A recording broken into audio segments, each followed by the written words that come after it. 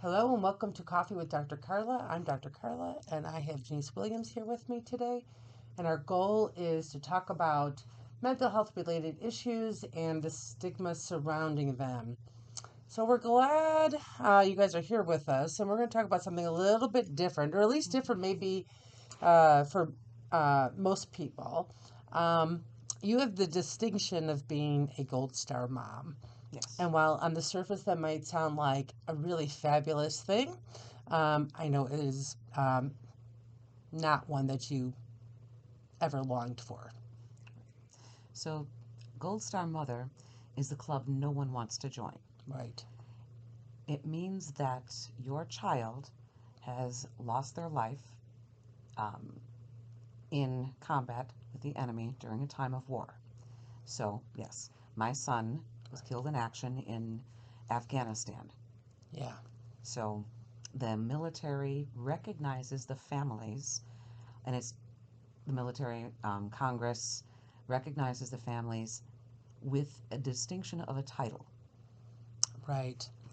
And for you, you get Gold Star mom. I get Gold Star Mom, yes.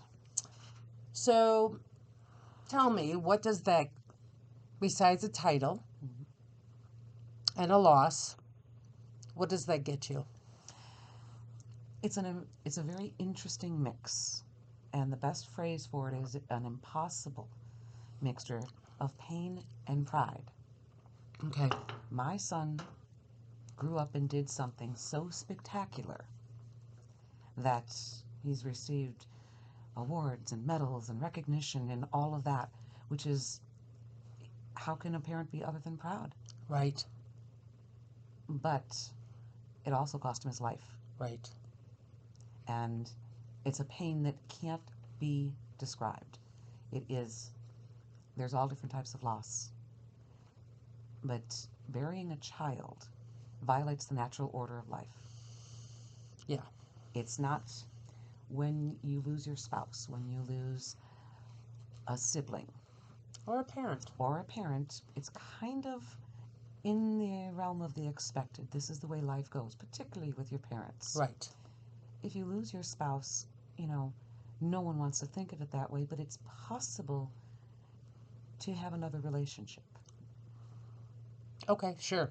There's no replacing a child. Right. If you have, my son was my only child, so the loss is complete, including the loss of the name mom. When you lose your parents, you're an orphan. When you lose your spouse, you're a widower or widower.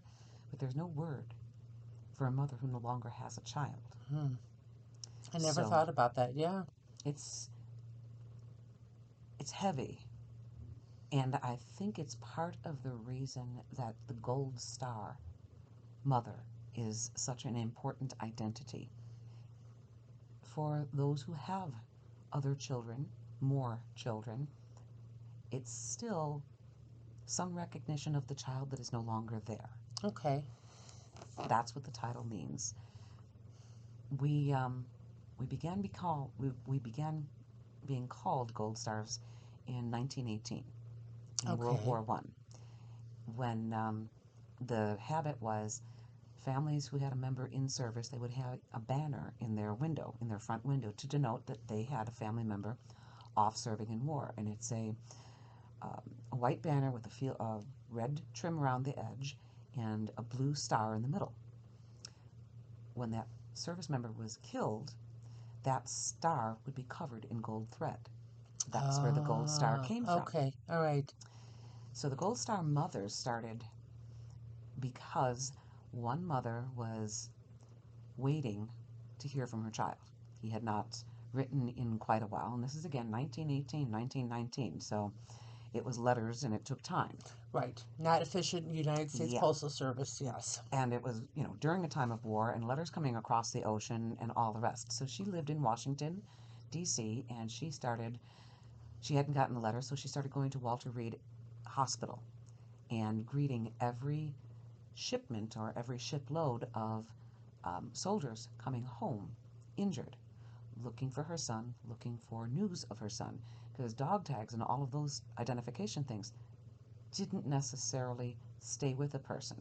Sure. So when news finally came and it was confirmed that her son was not coming home, um, she, as women did at the time, they went home and she dressed all in black and basically stayed in bed for 2 weeks.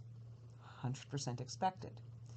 And then one day she woke up and realized that all of those boys that she had been talking with for weeks, looking for her son, they were all somebody's son.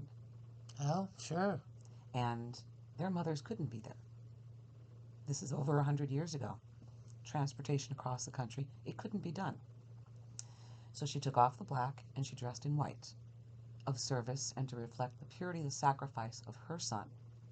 And she went back to Walter Reed. Nice. And she just started talking with the soldiers again, writing letters, holding their hands, reading to them. Made such a nuisance of herself that they finally gave her a job. It's truth. Okay, lady, since you're gonna be here, you might as well be official. Yep. Okay. And you're going to take care of the rest of the mothers who are just like you doing the same thing. Ah. So then she organized both the Blue Star mothers, the mothers whose children were living, presumed living and still in service, and the Gold Star mothers. Nice. And in 1928, it was congressionally chartered, the American Gold Star Mothers, as a veterans service organization. So our mission is simply, we take care of those who come home. Nice. Simple and short. And we exist, our healing comes from being in service and taking care of our children's brothers and sisters.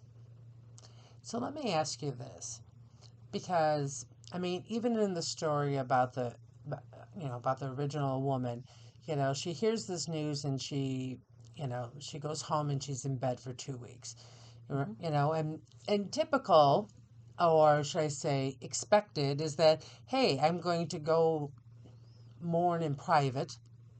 I'm going to go kind of hide away and just kind of be with myself, right? But this designation, unfortunately, fortunately, depending on which way you want to look at it, really doesn't allow that. Very true. I mean, you of course can choose, but the reality is you're going to be contacted by those who served with your son or daughter. They need to fulfill the second half of the oath, the private oath. Everybody knows the public oath that, raise their hand and I'm going to protect and defend the Constitution. The private oath is the conversation that they have with each other.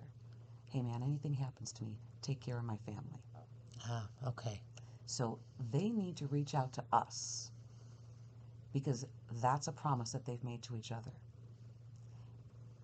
And we reach out to them because we're fulfilling our child's half of that promise to them. So it's very healing for both sides, and it's very helpful for both sides. It can be hard, it can be draining. There can be times, particularly early on, where you want to hide away because you feel like you're in a three-ring circus. And yeah, I can imagine. Media everywhere, and it's strange because everyone who's lost someone wants the entire world to stop for at least a moment and recognize something significant has happened. Right. We have that grace. We have that blessing. That does happen. But it's a situation where be careful what you wish for because that attention can be pretty hard to take, particularly in the beginning when you are very raw and you have no idea how you're going to navigate this new world of loss, this new world of grief. And on top of that, this new world of the military and veteran community and the Gold Star community that you probably didn't know existed. Yeah, it's a bittersweet place to be, right? But if I'm hearing you correctly, there's there is joy as well in there. So I'm wondering, what do you think is or is there something that you thought was the most joyous, or something that brought you the most joy out of being a Gold Star mom?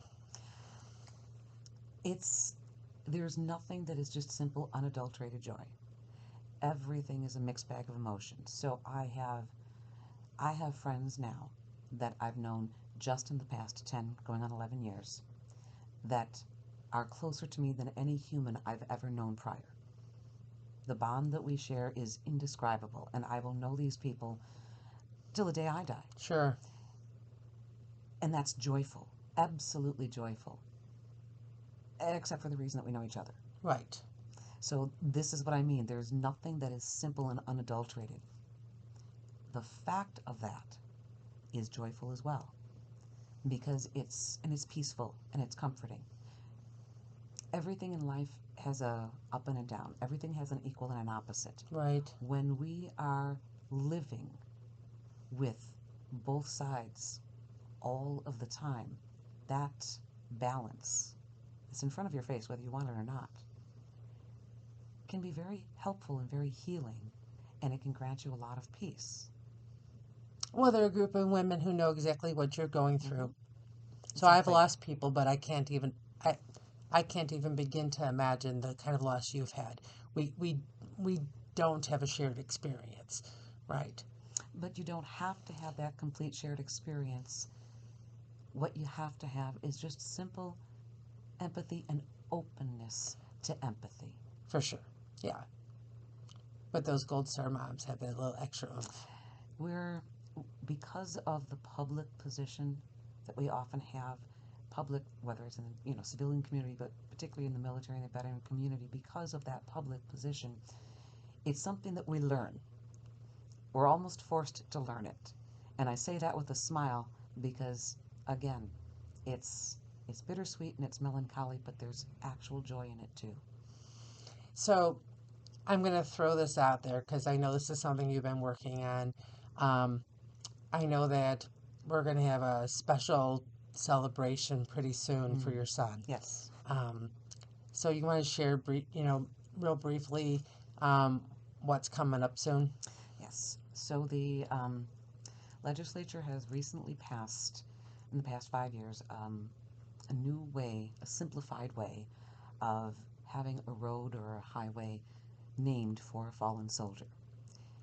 And the road that runs through Route 59 from Caton Farm Road on the south to 126, it's a 5-mile stretch, is going to be named PFC Andrew Murray Memorial Highway for my son. And that's coming up on October 24th, the official sign unveiling and all of that. And it's been quite a few years that it's been coming, and I've known about it, but now that it's actually coming, it is the perfect example of that bittersweet combination of joy and sadness. Yeah. There's a road named for my son because he's not here. Right. Exactly. All right. Well, thank you for sharing some, a lot of really good information because I don't think a lot of people really know much about Gold Star moms or having roads named after, lost ones. But I know it was tough, and I appreciate the fact that you were willing to share it despite that fact. So thank you for joining us. And remember, you can change your thoughts, discover your potential, and transform your life by focusing on your overall well-being. So until next time, continue working on being the best you possible.